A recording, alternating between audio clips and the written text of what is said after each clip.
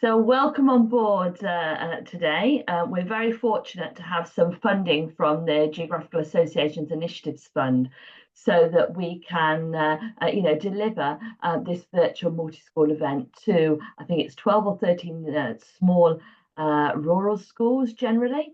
And as Rihanna said, I think with the pupils and teachers on board, we're probably going over the 450 mark. So welcome on board today's session. And we'll just introduce ourselves very quickly.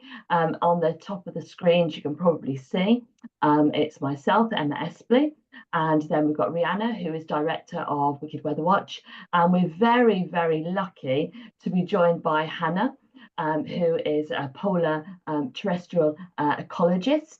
And she's going to be delivering some of the session today as well. And we are very lucky because she's just got back from Chile yesterday.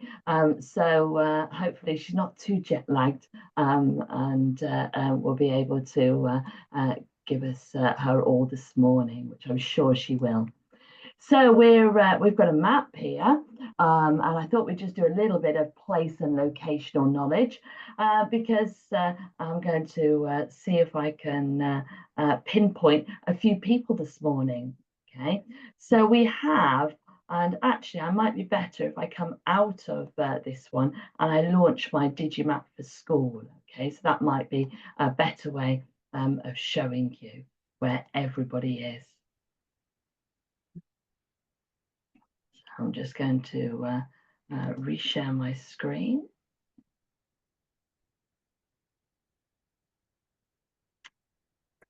Okay, so hopefully we can just try and move that up a little bit. We can see a map of the UK, okay, and if I just zoom in a little bit, okay, to make it a little bit clearer. All right, just around here by Swansea. All right, we have a little a town called, I think it's a town called Neath. Okay, and that's where Hanna is. So Hanna's going to give us away from Neath. Right, so she's flown all the way from Chile back home to Neath, where she's based, and I'm based in Gloucester. All right, just sort of southwest side of Gloucester. We have some Gloucestershire schools on board today, I think. So if you're a Gloucestershire school from the same county as I am, give me a wave. Okay, if you're a Gloucestershire school, okay. And I'm going to zoom out a little bit, okay, because I'm going to go over to Scandinavia, and I'm going to zoom in on, let me in a minute, on, come back out a minute, Sweden, okay, and I zoom in on Sweden. Let's see if we can zoom in a little bit more. Get there in a minute. And we see Stockholm, capital city of Sweden, and that's where Rihanna is. All right, so she's zooming in from her new home city of Stockholm. So you can see we're right over sort of the UK and Northern Europe or Northwest Europe this morning. So I'm going to stop that screen share a minute, and we're just going to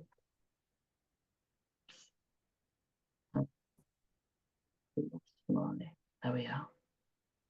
Okay, I'm going to go back to my original PowerPoint. And when we have these sort of big events, it's really important that we share the learning objectives, okay? So we're going to ask you in your classes later on to devise 3 questions to hot seat Hanna. All right, we're going to ask this real life researcher, scientist, explorer that we've got on board some questions, okay? And we want you to apply some higher order thinking skills because Rihanna is going to hot seat you. She is going to give you some rather open-ended questions to think about.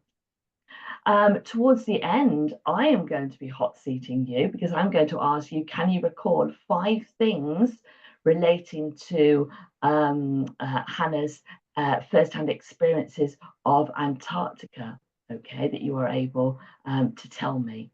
And I want us to think about actions that we might take in order to reduce our carbon footprint.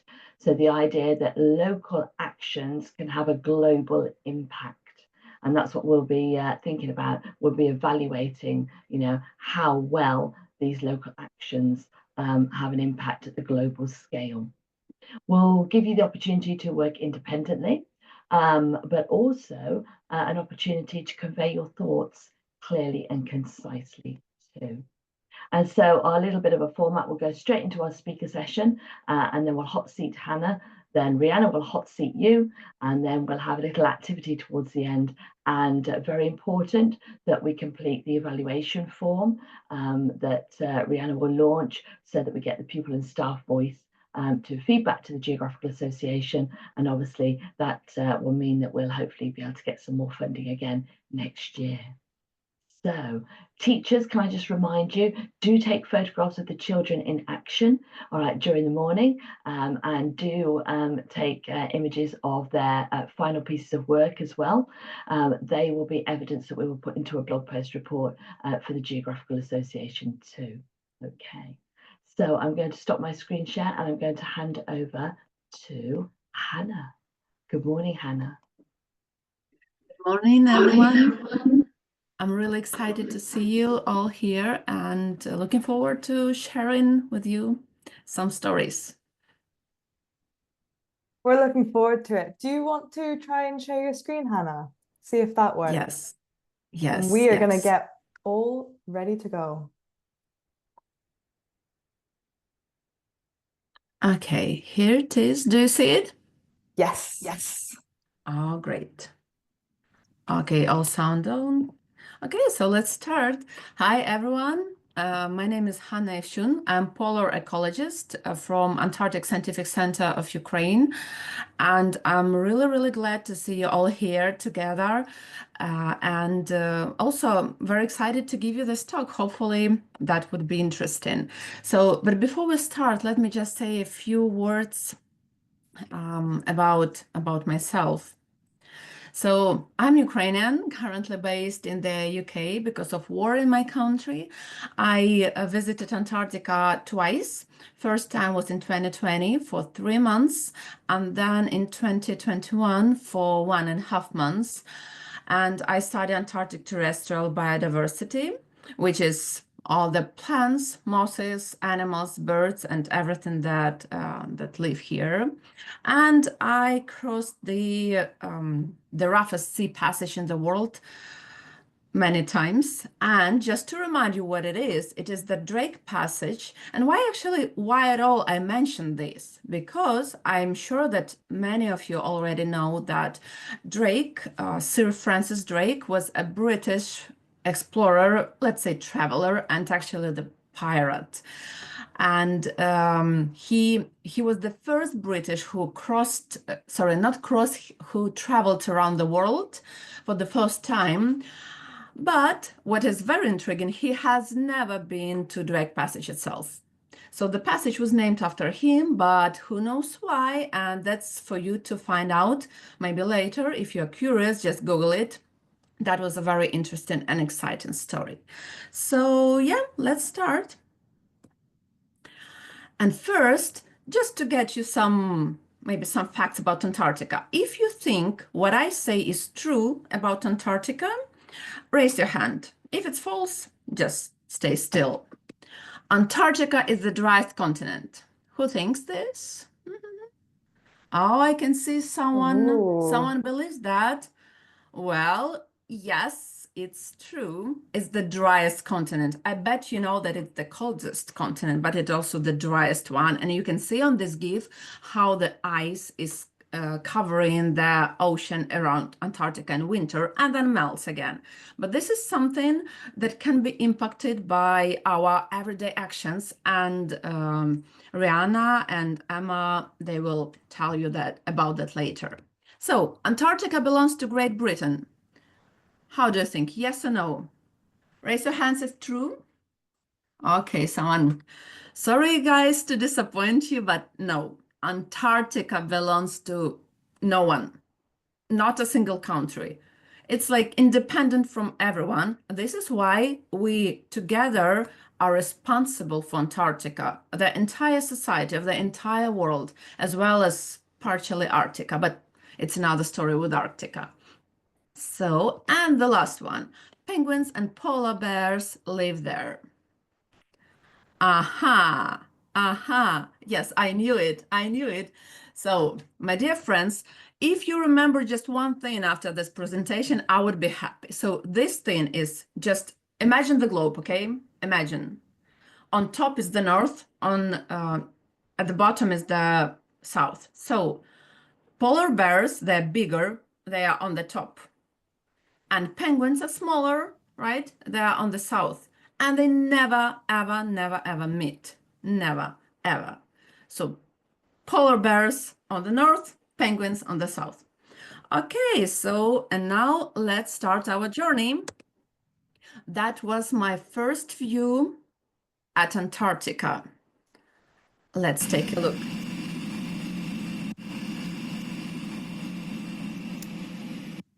That was amazing, amazing glaciers, but not that high, and the mountains were not very high. I saw the higher mountains much later.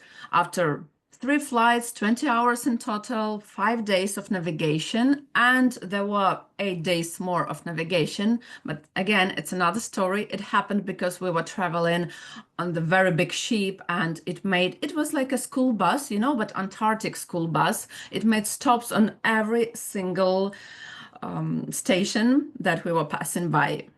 So after this, I was really surprised to see something, and that was midnight with not absolutely light sky, but something approximate. And of course, you heard about polar night, polar day. I heard about that too. But one thing is to know about that, and another thing is to be there. So I don't know if you can see the photo very clear, but I'm holding the watch and it's midnight on the watch. And those wonderful penguins are hanging out at night. I guess the dream of any teenager, right? To be allowed to hang out at night. So let's see what you could see in this dim light. If you think that it's true that you could see that in Antarctica, raise your hand. Okay, let's check. Polar bear, who thinks that he can see polar bear in Antarctica?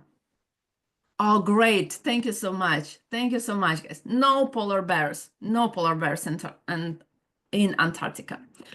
Red snow. It's a very interesting thing, red snow. Oh, yeah, I guess someone saw it. Maybe even in Antarctica. Yes, you can see red snow in Antarctica. It's not something creepy. Don't be scared. It's just the tiny algae, like those that you can see in the sea around Britain, but they're tiny and they have not green but red pigments, and they grow in big amounts, quantities, sorry, on the snow near penguins, because this algae, they kind of consume penguins' poo. Sorry, it's biology. And green hills. Who think he can see green hills in white Antarctica? Oh, yes, absolutely correct. You can see green hills there. Let's take a look. These are the green hills that I saw, and that was absolutely amazing. This wall to the right, it's approximately 4-6 meters height, and this is moss. It's not the plant, it's kind of plant. I'm sure you have already started studying something about that, but let's leave it to biology lessons. So you can see Antarctica can be also green, right? Okay, and finally, why we went there, why we are doing what we are doing in Antarctica. On the left side, you can see the photo how we disembarked. So yeah, why all those scientists go there every year? Why they do this? To know what, who, how, and where live in Antarctica or exist in Antarctica, because we also study some rocks or climate, for example.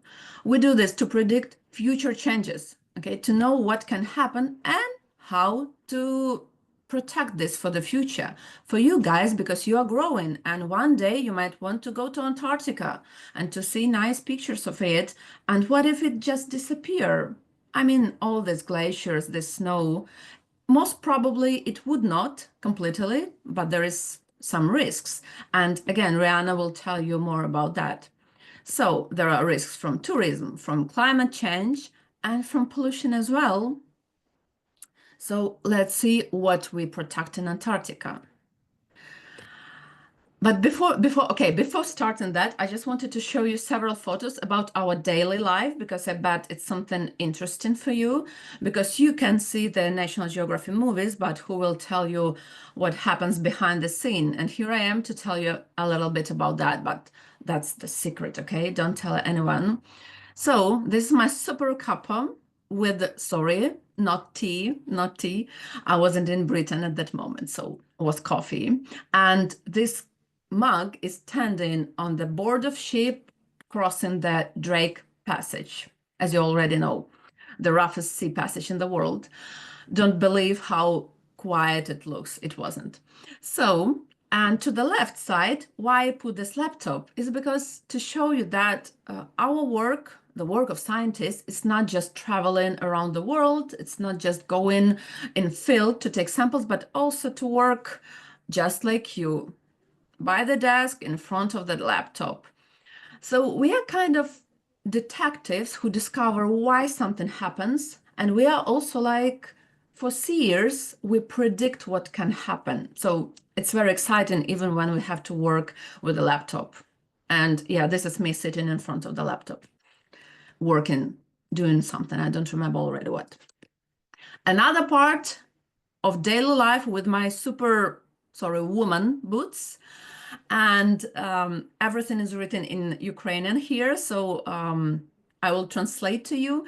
These boots, why I put this photo. It was very cute how friends of mine, they took care of me and they found the last pair of boots, because I arrived a bit later to Antarctica in 2021, and they found the last boots forgotten somewhere on the, I don't even remember where, because these boots is the best ever footwear for Antarctica. Don't believe all this Columbia, all this, no. These are Wellington boots is the best thing ever, because you have to jump in the water, then to embark the boat once again, and then again, and many times, and they resist everything. So, and they even wrote my name. You can see this.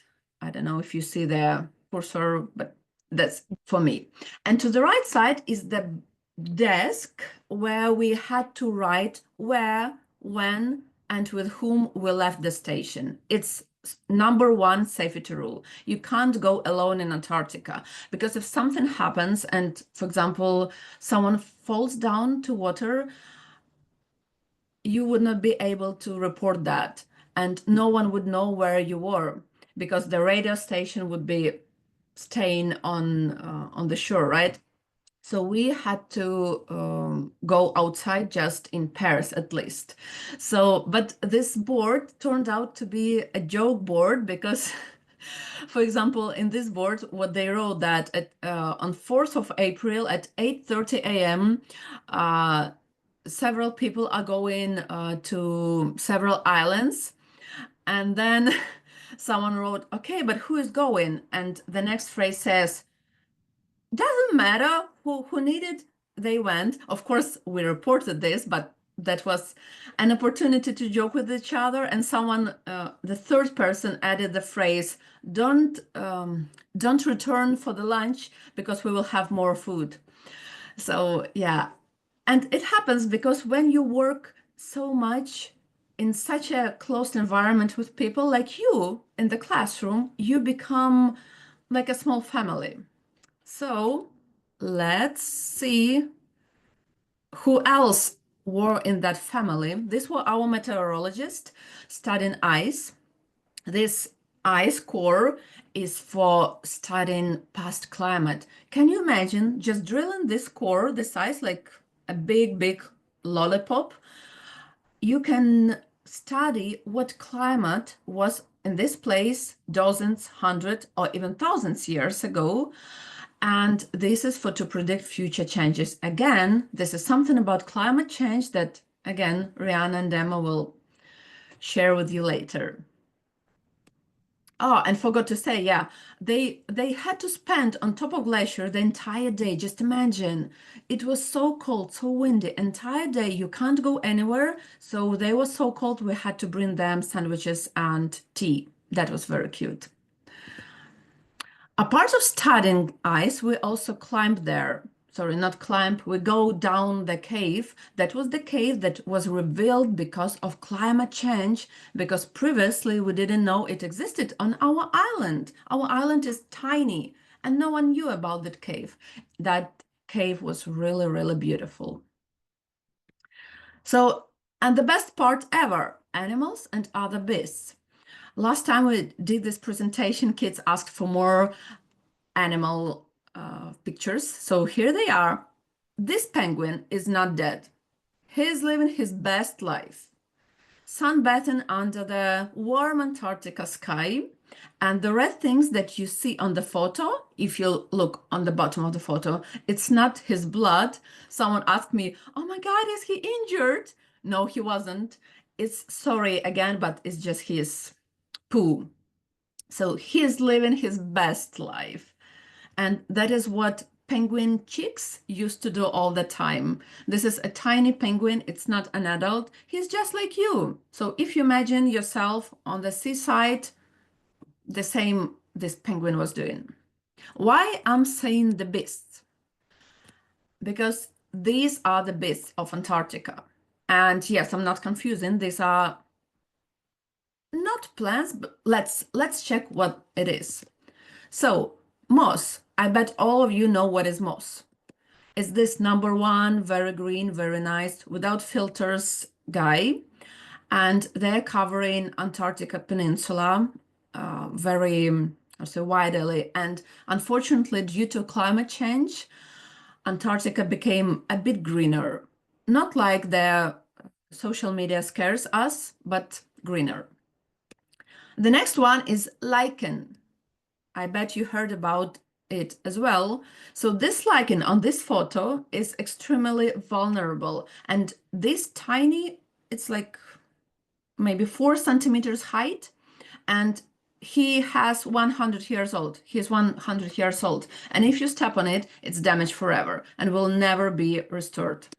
Another one, lichen undercover, which pretends to be a stone, also very widespread there. And the plant. Yes, Antarctica have 2 plants, 2 real plants, just like outside at in your garden, for example. This one is the first one, and I call it a beast because just imagine, it doesn't freeze in -20. So it stays alive under snow, and then is alive again in spring and summer.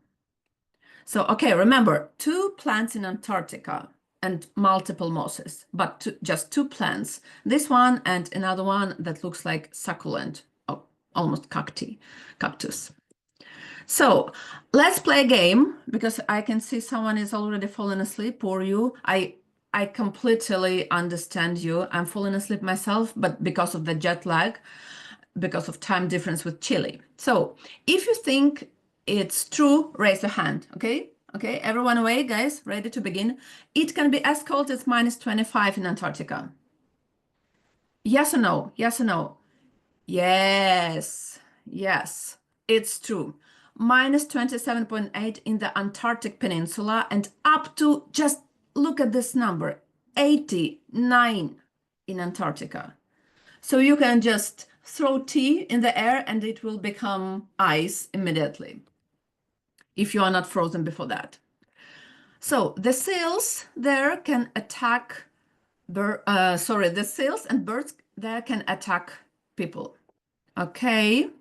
For example, oh, sorry, I clicked. Yes.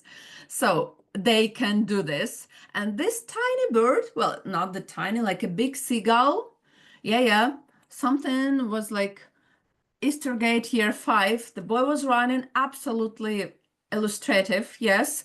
You showed us, thank you so much, how the bird can attack us too there. They protect their nests. So yeah, they can attack actually scientists trying to get to sampling sites. You can touch seals there. Like, like the dog or the cat. Who think it's true? True or false, guys? Yeah. Nope. Sorry to disappoint you, but no. You are forbidden to approach animals. If they come to you, and penguins are super curious, they were trying to approach us all the time. If they come to you, it's okay. If not, you can't approach them several meters. It can be as hot as plus 15 in Antarctica. Who thinks it's true? Someone, yeah, I can see your hands and fingers too. Yes, it's true.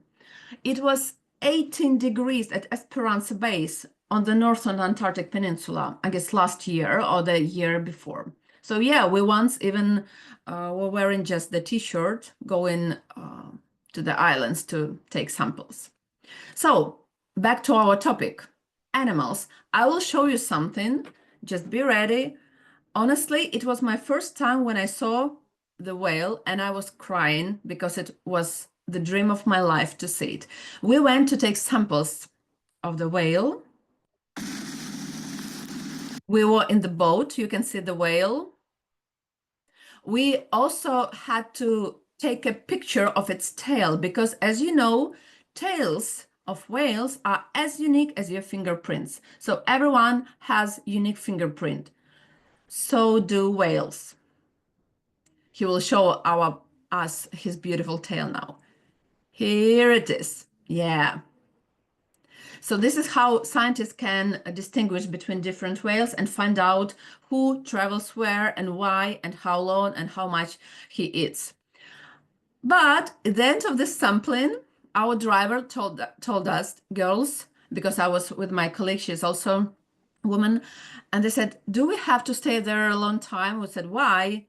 And he said, well, because, because this beautiful creature, 3 meters long, is on our tail. He was chasing us because leopard seals with this beautiful smile, but don't believe this smile, they like to buy the boats, and it happened to us previously. So we had to get out of there very, very fast. And to give you an image of this animal, just look at that. This is an adult and the leopard seal. The males can reach up to 4 meters. So yeah, that was a bit scary. Let's check what we've got here next. After that, we traveled. I will turn off the sounds to explain you what is here. This island was completely covered with a glacier in 50s, 60s, 70s, but now, partially because of climate change, it has melted, and we found a skeleton of a blue whale there. And as you know, the blue whale is the biggest mammal on the planet Earth. This whale, which we found, was 25 meters. It's the height of 4 typical British houses. And let's go together to this skeleton. Imagine that you are there. I'm walking there and I will put my foot on the skeleton. You will see how huge its spine was. And it is just one vertebra. It had 1,300 years old. It means he is as old as Vikings and Maya. Here it is. Most probably that was an old whale and he just died. Oh, look at it. Yeah, so it's huge in just one vertebra. Okay, next. And now I will come to the rib. A tiny rib, yeah. Several meters length. And again, my foot for the scale. Yeah, here it is.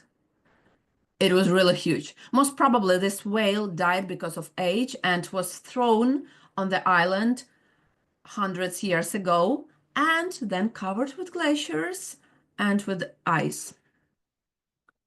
So yeah, here it is. Our another adventure. Let's see what we've got else. What else we've got? I'm almost sure that this video is something that everyone was waiting for. Penguins. But I wanted to show you that Antarctica is not just penguins, but here they are, gentoo penguins. And they are one of the most widespread penguins in Antarctica. They're tiny, 75 centimeters height.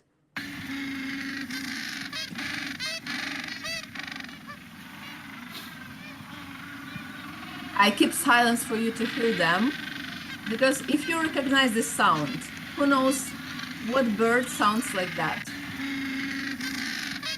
Oh, sorry, the bird, not the bird, the animal. Once again, no? Okay, this is donkey. They make a sound like donkeys. This, sorry, I better not do the sound. And they're very fast. You can see they're so clumsy on Earth, but underwater, they fly like birds. Oh, actually, they are birds, yeah. They are birds, but who don't fly on Earth, right? So, what we've got next? Okay, sorry, once again.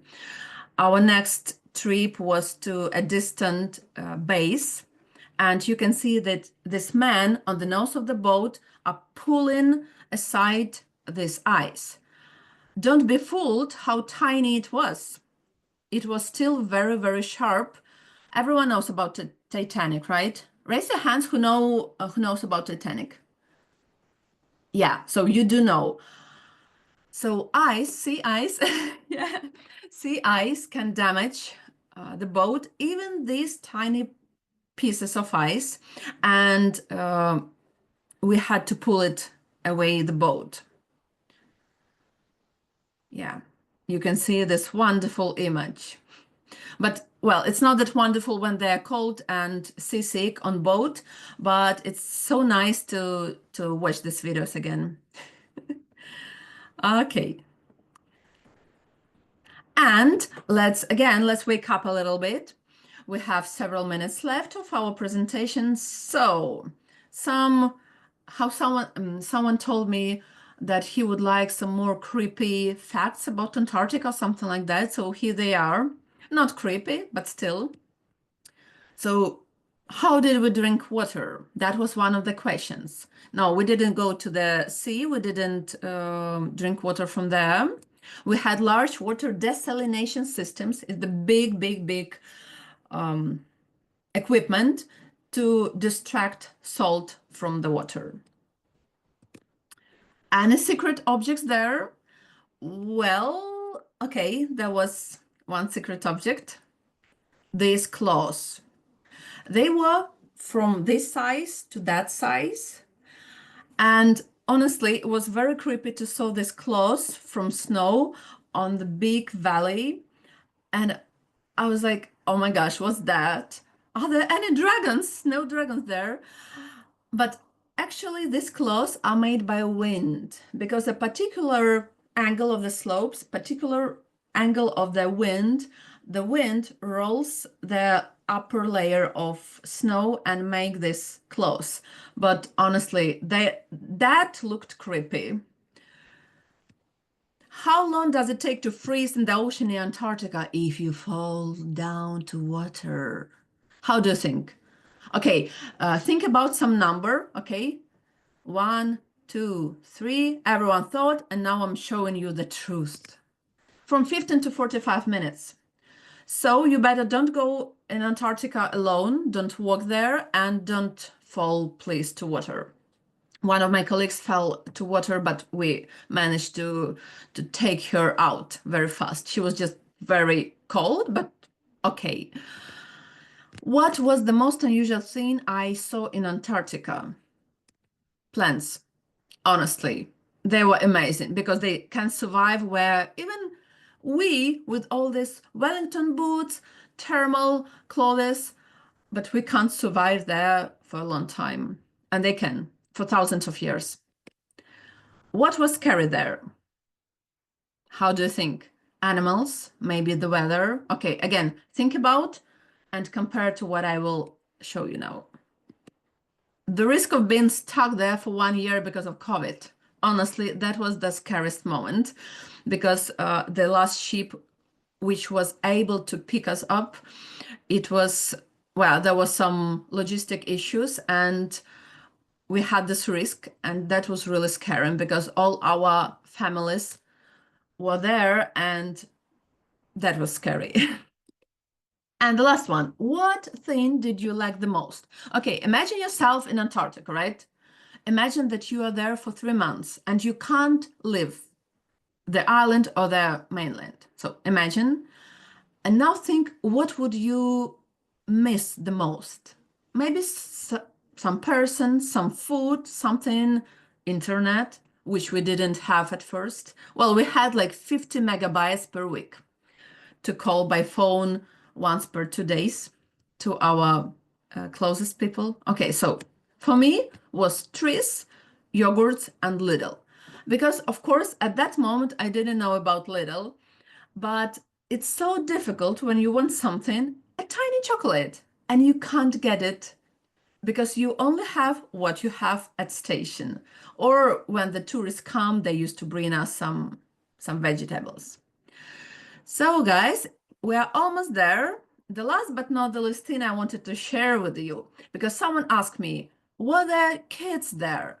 Okay, several kids came to us by boat, but also my son asked me to take his favorite, oh, sorry, that was mine. His favorite seal toy to Antarctica so that he could visit his motherland. So this was an invasive species in Antarctica, how we joked with colleagues.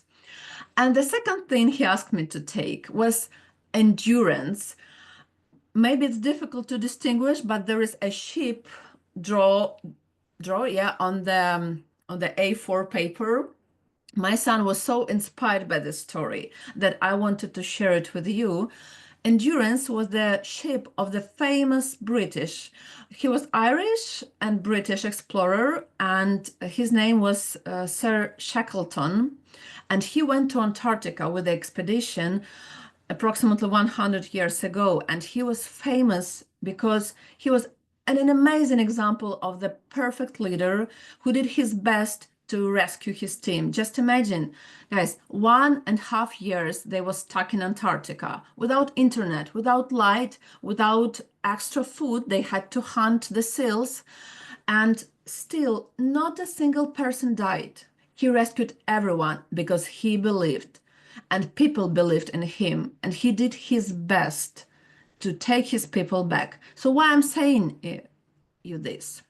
I strongly encourage you to find out about Sir Ernest Shackleton, first of all, because it was an amazing example of the leader, and because he was British, just like you, but also because to remind you that together, if we believe something, we can achieve this. And this is so true for the climate change as well. You are our future. If you know why it happens, what are the risks, when you grow up, you can do something with that. Because actually, in the very end, we are all in this together on this planet, and whatever you do will have some impacts in future. So thank you for your attention, and hopefully that was not that difficult for you to stand still, which I know can be a bit tricky for kids. So thank you for your attention. Have a very nice time. Thank you so much, Hannah. That was fantastic. I mean, I was looking at all of the children in the call today, and I think you really have captivated a lot of different minds today. I'm happy about that. Oh, good. We have some time now to have a bit of a Q&A. So teachers, if you want to grab a couple of questions from your classes and pop those into the chat feed, then we can go through a couple of them. And then, like Emma said, after we hot seat Hannah, I might turn the tables a little bit and ask you some questions. Okay, so I'll give you Now, 10 seconds. because we've got so many on board here, I think we'll restrict it to 3 questions per class to start off with. Okay, otherwise the chat feed is just going to get flooded. And we won't be able to keep up with everybody's questions. So to start off with, teachers, if you can just ask the children to come up with 3 questions and put them into the chat feed, and then we'll go through those initially. And then if we have time, we'll do some more. Okay. So first question I think's come through, Hannah. So what was your favorite part about being on Antarctica? Definitely the possibility to see it, because it's absolutely spectacular. It's what you see in photos. It's just one tiny part of this amazing landscapes, and the feeling that you are alone there. Yeah, of course, with some people, but for thousands of miles, it's just absolutely pure and untouched nature. That was amazing feeling. I've got another question here for you, Hannah. Did you have any close encounters with animals other than the seal that tried to bite your boat? Yes, I did, and it was, sorry for mentioning that, but we are scientists, that is what we do. If there are any dead animal, we go to study it. So there was a dead penguin. No one killed him. He just died because of age, I guess. So we brought him to the base, and this is how I managed to touch it. And it was so soft, his feather. Yeah, so that's the only case. Yeah. Wow, that's amazing though that you got to touch a penguin. That's incredible. Next question, Hannah, is what are the stilts for on the research basis? Sorry, didn't. Could you please repeat What are the something? stilts? They're like on the research basis. They're on sort of stilts. They're on sticks. It is in our case, it stays just on the rock, because our island is rocky and revealed the ice has melt on this part, and so the base stands on that. It's wooden. The base is wooden because it's an old British base that became Ukrainian after British government had to build another station. But because of Antarctica treaty laws, they can't just leave the station.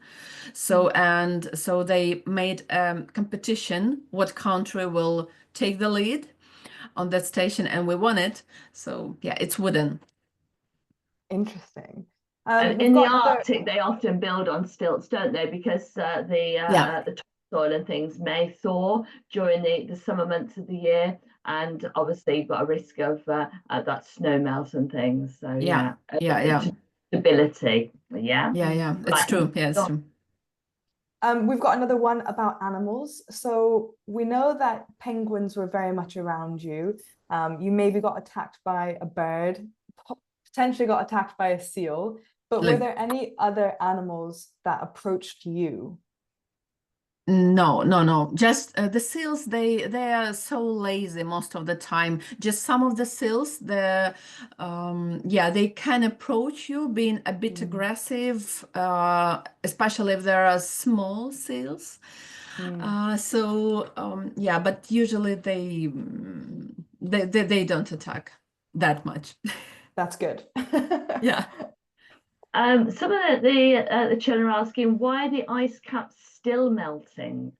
Well, I think we might know the answer to that one, but I'll let you as a scientist explain. Okay. I will the most part I will leave to further presentation that you are going to make, but let's say partially it's due to natural causes, because there are fluctuations in climate, colder, warmer, and that's absolutely okay. But because of the industrial revolution that started more than 150 years ago, these cycles, they were, let's say, impacted, and especially the polar regions are heated much faster than they should have been heated, and that can lead to not very good results, particularly what is already going on in Antarctica. It's melting with dramatic speed. Fortunately, Antarctica is not in the same situation right now, but it started. Yeah, so the difference absolutely right. between the Arctic is it's just Yeah. a large ocean, all right? And so Yeah. the impact of climate change being felt much more up there than Yeah. on Antarctica. Antarctica is a land mass, isn't it? Very, very mountainous underneath all of that deep ice. Yeah, but you're right. We've had natural climate change, which has taken place over millions and millions of years. We've had colder periods, what we call glacials, and we have warmer periods called interglacials. And that's natural climate change, which is always going on. What we have now alongside that is human-induced climate change. So climate change that is the result of our activities.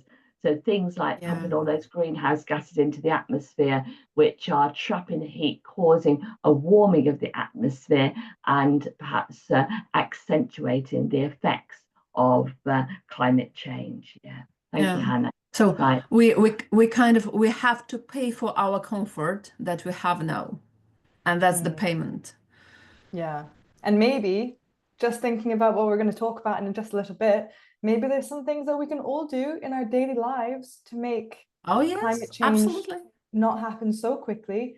And we're going to talk a lot about that in just a second. But coming back to Hannah, your talk, we've got a question here.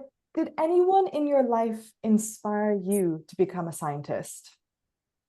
Definitely. First was Jacques Cousteau.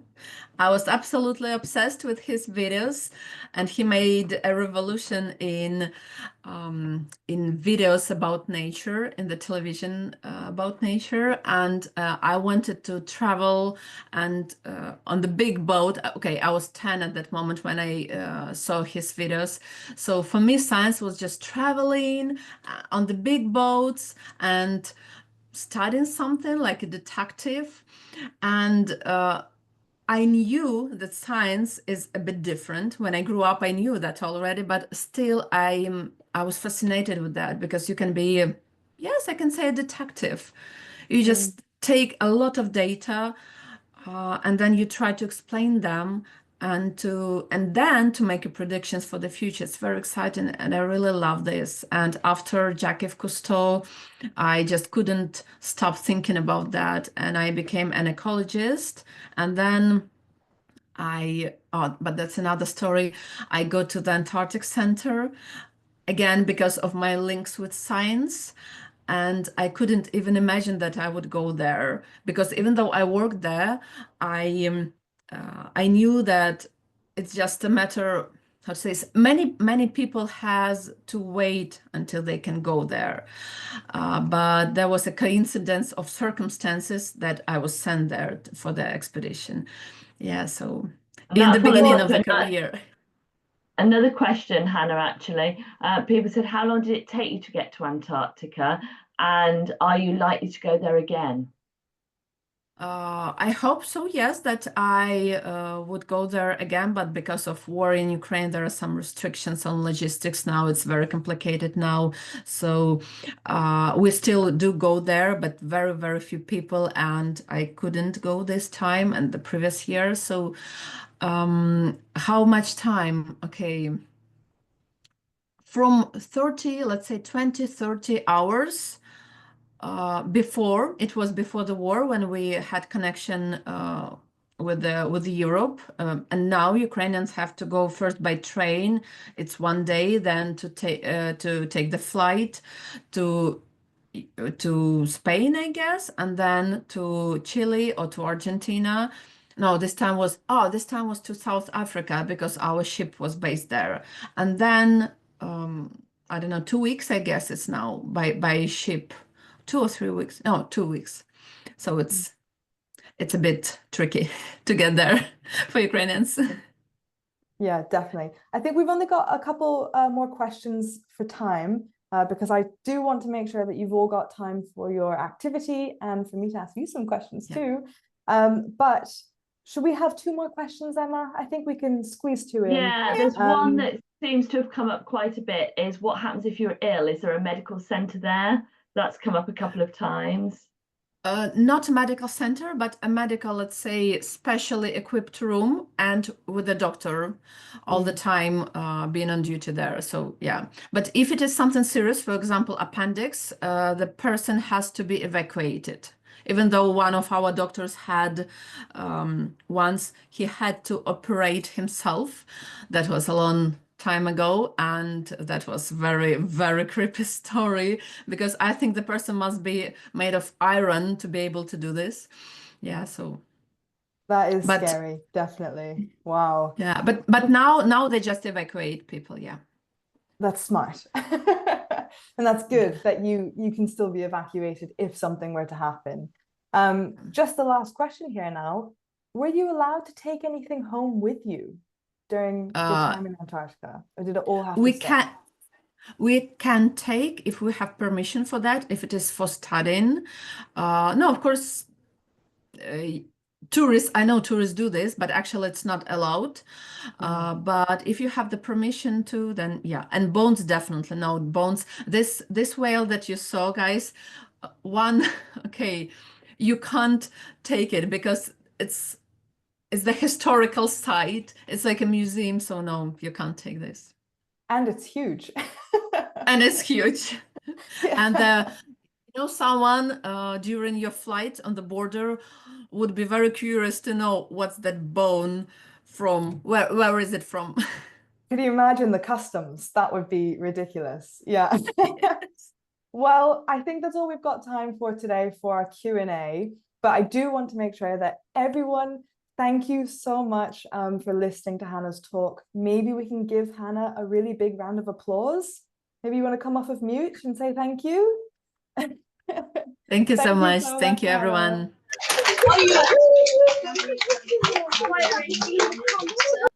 Thank you, guys. Nice. It was really nice to meet you. Thank you so Thank much, you, Hanna. Okay, so what I want to do now is I would like to ask all of you some questions. So Emma, do you want to share your screen or shall I share mine? If you want to share, I can do it if you want. Yeah, that'd be great if you don't mind, if you've got it up. Perfect. So I already know the first question I want to ask you. Based on Hanna's talk today, what surprised you the most about what she spoke about? And if teachers, if you want to put the answers into the chat feed, that would be amazing. So what surprised you the most about what Hanna spoke about today?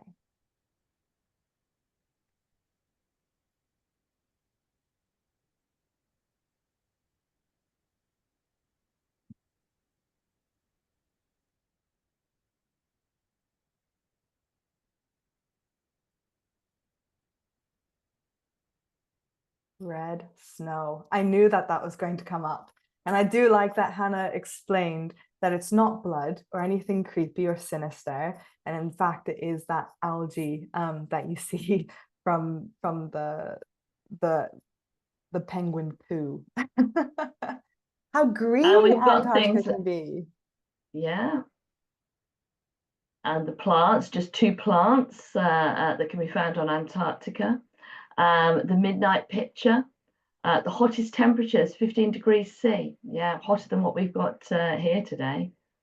Definitely. And the pictures of the whale bones and the penguins, that you couldn't take anything away with you, and that Shackleton was there for 1.5 years. Yes, if you haven't already looked into Shackleton's story, you absolutely should do after the talk today. I think it will put a lot of what Hanna's spoken about today in perspective as well. And also the fact that the Drake's Passage is named after Sir Francis Drake, who hasn't actually been there as well. Okay, so why was it named after him? So yes. Yeah, we've got one here as well from Val Phillips' class, the massive claws from the snow and the wind. That was very surprising to me as well. You would, as a human, just look at that and say, oh, there's a dragon. But it's really important to have that scientific background. So thank you so much, Hanna, for explaining that to us. Okay, second question I want to pose to you all. Would you like to explore the poles? So I think on the next slide, we have a continuum line. One side that says yes, one side that says no. So if you would like to get up and place yourself on the continuum line, whether you'd like to explore both the Arctic and the Antarctic, I'd love to be able to see where you place yourself. How many of you would like to or wouldn't? Gives you a little bit of an opportunity as well to move around a little bit. We have got some movement going on in classrooms. It's a really good opportunity, teachers, to take some photographs as well. Okay. And to also challenge the pupils why they've stood where they have. But we'll gather some thoughts from the chat feed as well. I think we've still got some people. Oh, one class is saying that 8 say yes, they would like to, and 9 say no, which is interesting. I'd like to know why they wouldn't like to go. But, you know, we often, when we ask this question, have 50-50% chance. But maybe, I mean, Hanna was saying earlier that when she was 10 years old, she was inspired to become a scientist. And maybe Hanna has inspired a lot of you to become a scientist today too. Oh, so Meadowbank is saying all of the children would like to go to the Antarctic. Wonderful. Yes, Hanna, you're absolutely right. That the 9 that didn't want to go to the Antarctic were scared of not having Lidl around. One class, there's a yes from all of them.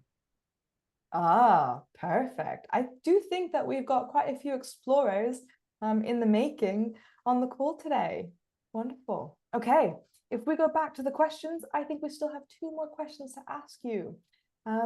Number 3, why do you think that polar exploration is so important? Well, that's a big question, and one that Hanna really touched on quite a bit at the beginning of her talk as well. So why is polar exploration so important?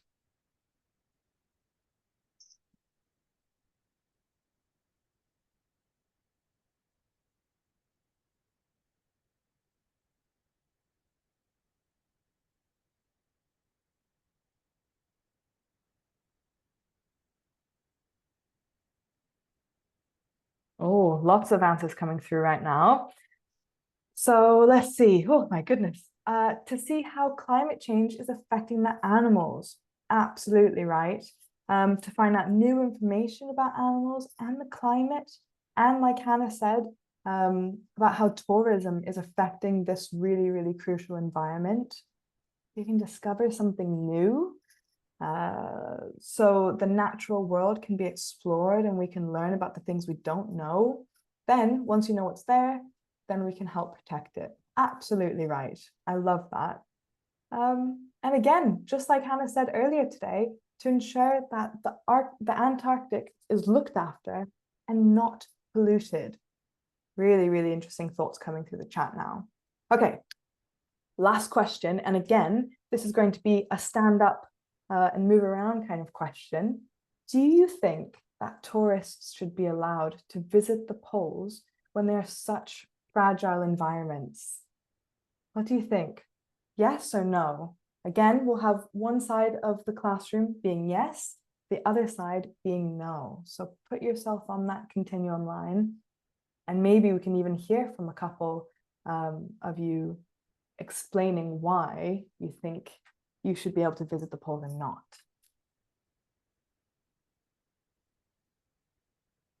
So this is exactly what Hanna actually talks about a lot, is the impact that tourism has on the Antarctic. So she's just popped in the chat feed that is her favorite question.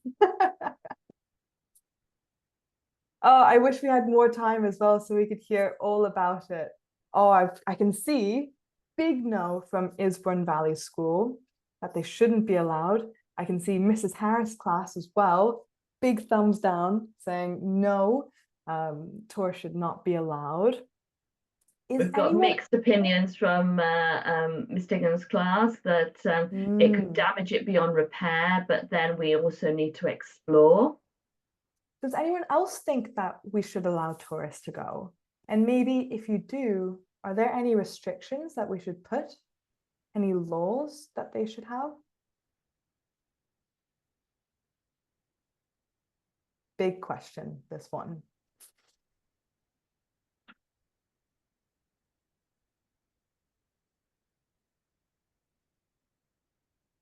And according to Hanna, more than 100,000 tourists have visited Antarctica this year.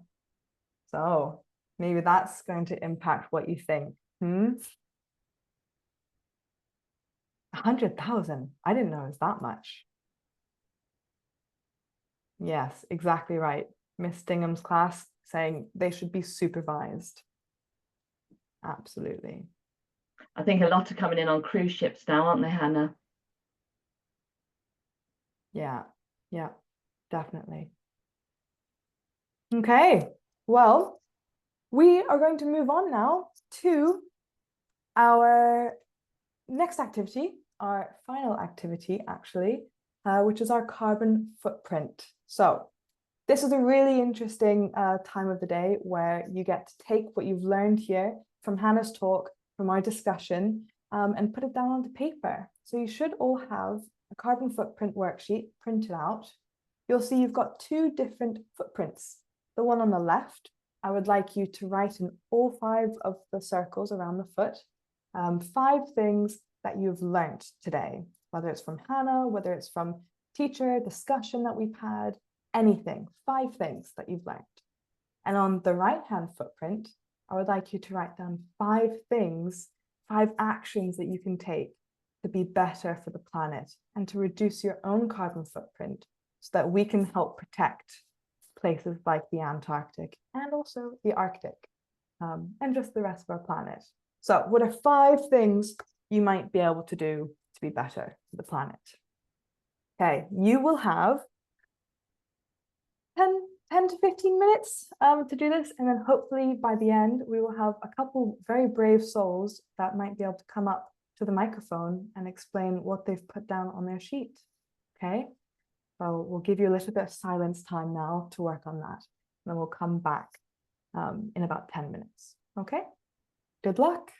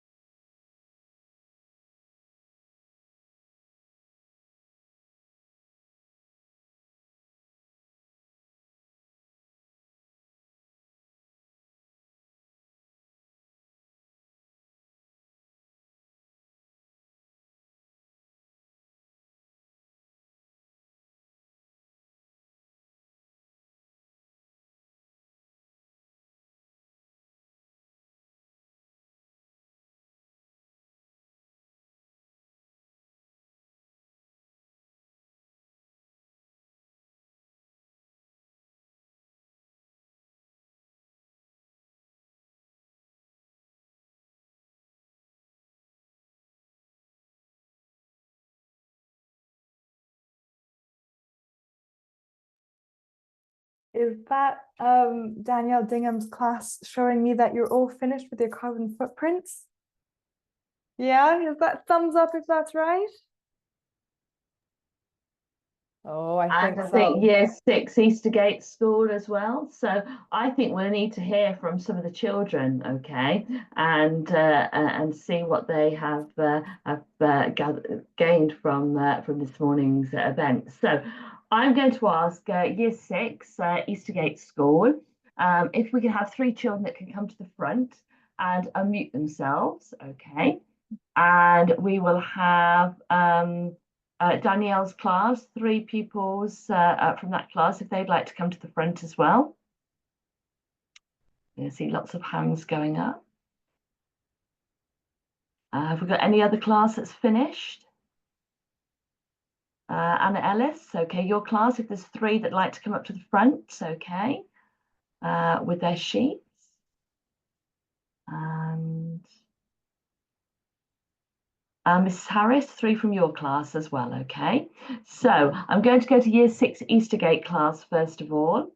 All right, now I want to hear 5 things that you have learnt today, okay? I've learnt quite a few and I've noted down a few things from Hannah's talk, yes, and I think Rihanna's, I mean, she mentioned one thing earlier on about 100,000 tourists, okay, visiting Antarctica each year. You didn't realise there were so many. I didn't realise there was only 2 plants that exist on Antarctica. Okay, so let's hear from year 6 Eastergate School. What did you learn? Okay. I learned that birds can attack in Antarctica. I learned that polar bears don't live there. Okay, polar bears in the North Pole, penguins at the South Pole, yeah? I learned that there is red snow. Ah, about the red That's a great snow. one. Okay, yes, okay. Any 2 others between you? 2 other things that you learned? I learned that there are some seals in there that can fight, like try to fight your boat. Yes, the leopard seal can attack boats and can be quite vicious, can't it? Okay, and I was really surprised at the size of them. Okay, I didn't think seals were that big. I knew walruses could be that big, but I didn't realize seals were that big. Yeah, and another thing, our 5th thing. I found out there were no foxes there. Sorry. I found out there was no foxes. Ah, no Arctic foxes there. Yeah, the Arctic foxes at the North Pole. Okay, thank you. Can we have 5 things that you learned? Anna Ellis, your class. 5 things that they learned.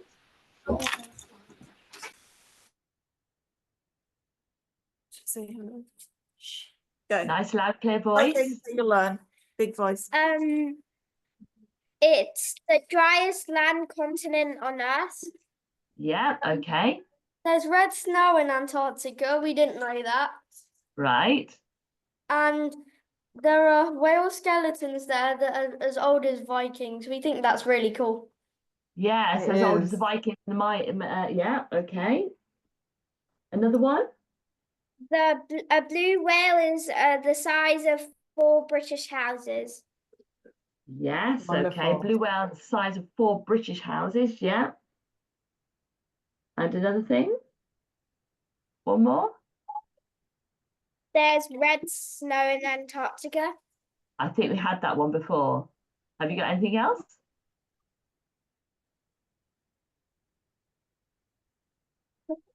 No? It's also the driest land continent on Earth. We had that as well. It's the wind. It's a very windy continent as well. Right, let's go Very good. over to Danielle's class. Okay, we'll have 5 actions that you might now take in order to reduce your carbon footprint. Okay, and you might be thinking individually. You might be thinking about as a family. You might be thinking about as a school, as a wider community, perhaps at this point too. Okay, that's what we would consider by local actions. Yeah, so go on then. 5 things that we could do.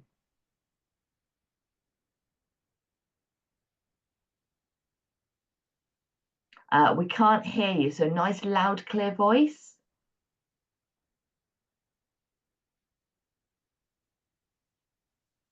We Oh, we still still can't hear hear you. you. Do you Can't want hear to put them into the anything. chat feed? Yeah. Unless There you might want be to try something wrong with again. the microphone there. Yes, 'cause- I think there is, Okay. maybe. Put them into the chat feed and we'll go over to Mrs. Harris's class. Mrs. Harris's class, can we have 5 actions? We think instead of using cars, you could cycle or walk to school. Yeah, cycle or walk short distances, yeah. We think that you could eat less meat. Okay, so have days Definitely. where you don't consume meat, yeah, okay. You should recycle all of your rubbish that you get. Yeah, okay, and not just the 3 R's, reduce, reuse, recycle. There is what we call the extended waste hierarchy, and that might be something you look into with your teachers, okay, maybe later on today or next week. So have a little look at the extended, all right, waste hierarchy, yeah, and things like regifting comes in there, repurposing, okay. Another one? You should go litter picking. Yes, okay, so regular litter picks, yeah. And another one? You should use charity shops for clothes. Yes, Definitely. okay. Not just for clothes, but perhaps for other items as well. So somebody else might not want that, but actually it could be really, really useful to you, couldn't it? Yeah, okay. And some really good ideas there. Some of those ideas, like the litter pick, you might initiate in your school. So you might be the class that acts as the role model, and you have a rota so that each class does a litter pick on a day of the week, perhaps. Okay. Maybe even And creating a green team yeah, if you haven't got one things that you, already. yeah, or you might have an eco schools committee, so they're things that you can take to them, or also you might have your school council, all right, and there's some ideas that you can take to them as well. Thank you. Miss Dingham's class, we've got stop littering, so they're along the same thing. Walk or cycle more, like the others. Look after plants, that's interesting. So perhaps you have got a tree planting scheme that you could be involved in, either within the school grounds or locally, perhaps, okay? You might have a school garden. All right, too. Recycling more, so looking again at that extended waste hierarchy. Helping animals, okay, yes, so you may sponsor, you can sponsor like something to do with like whale conservation, for example. You could build your bug hotels, okay. I know some of you are involved with like forest schools, so maybe that's something you do through that, yeah, okay. Let's hear, have we got time? Yeah, we'll go to Eastbourne Valley. Have we got 3 from Eastbourne Valley? Or Meadowbank that are feeling very, very brave and would like to come up to the front? I know, Georgina, your class or Oldborough, if you've got anything you want to put into the chat feed, okay, if you haven't got your webcams on, then we'll read out what you put as well. So let's go to Eastbourne Valley. We've got 3 standing up there. So 5 things that you've learnt today. We could save electricity. Okay, so as you leave a room, turn the lights off. Maybe you'll put some little labels to remind your pupils at school. Okay, yeah. I didn't know that there were blue whales that lived in Antarctica. Okay, another thing. I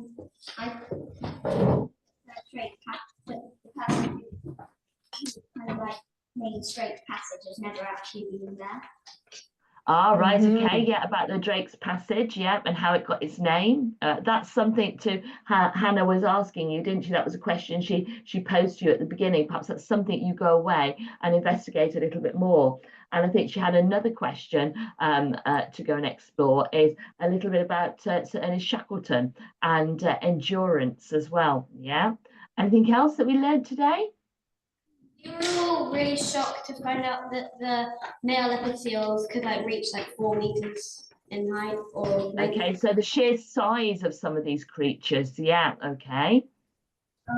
Also, I didn't really know that it could reach like below 89 degrees Celsius.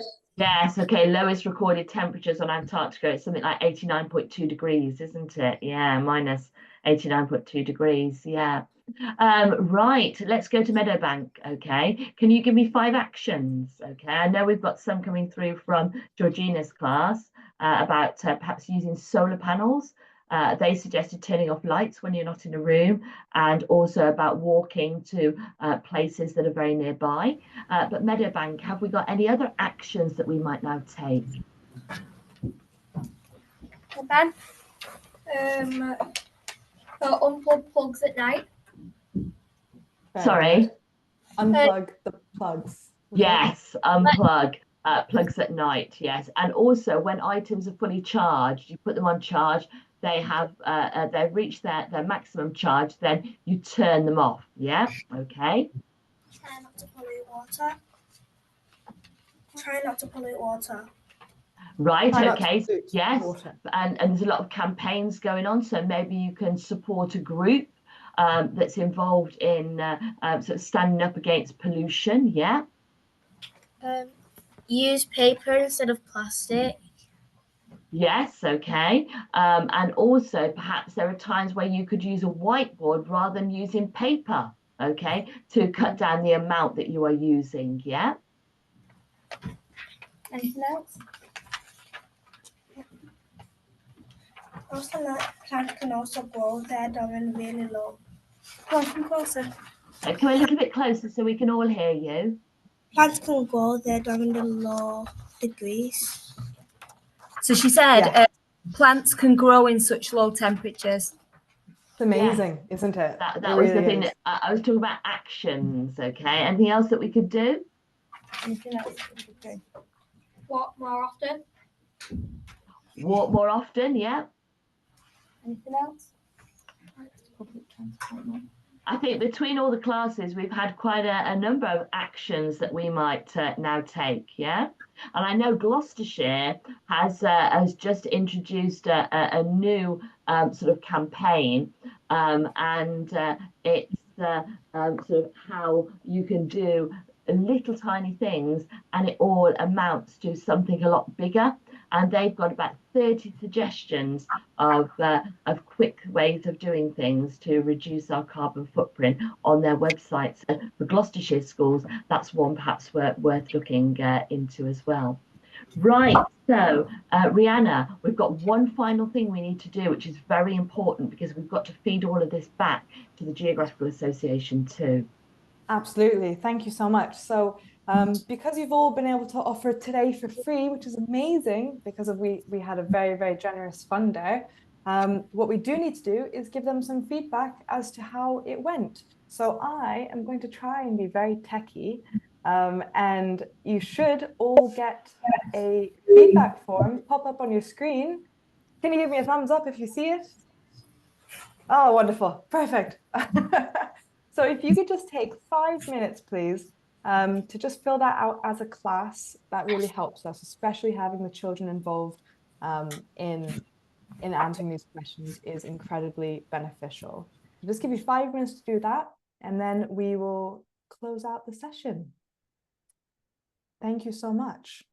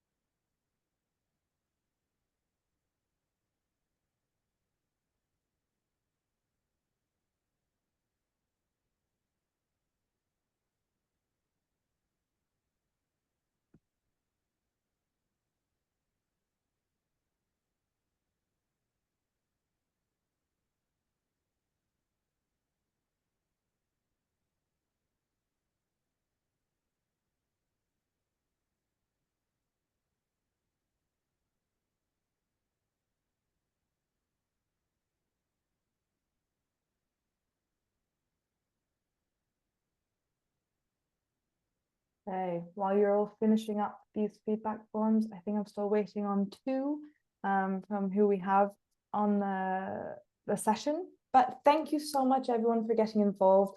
I do want to extend another big thank you to Hannah as well for sharing her experience in the Antarctic, her challenges, the fun parts of it too. It's been really great to have you all on the call today. So thank you so much for everyone for getting involved. We hope you learned something.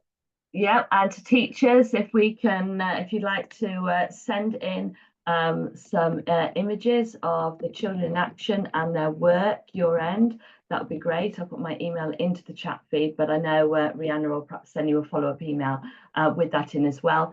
We will be doing a blog post report and putting comments and things in, photographs about the day, which you can reference as well. And we will also be doing a little article for the Geographical Association's their magazine. So you may even get yourselves published in that too. All right, so yeah, any photographs will be much appreciated, and also evidence of the children's footprints. So thank you very much, everybody. Thank you so much, everyone. I'm going to give you a wave from Stockholm, Sweden. And Thank I think you. Hannah's going to give you a wave from Neath in Wales. Thank you. We've Thank got you. I'll give you a wave from in Gloucestershire, along with a couple of other schools as well who are close to me. Bye, everybody. Bye. Thank you. Bye. Bye. Bye. Bye. Thank you.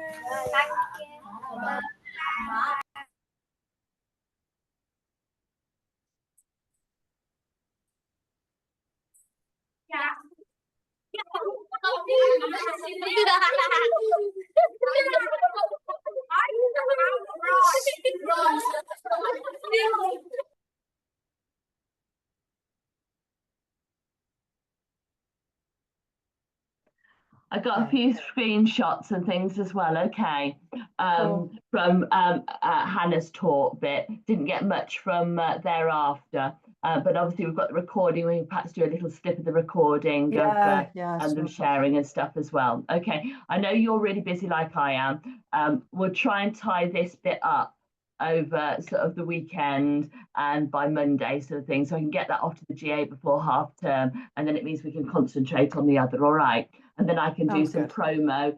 We do some follow-up promo for the week-long event, because I think some of them, like Isborne, oh, many thanks, this was just brilliant. So maybe that's the hook that, and Mrs. Harris, to, oh, why not come along and have a little bit more and do the Arctic this time, you know? So I think we can give it a bit of a push. And if we don't get, you know, too many from that, then next week I'll do a blitz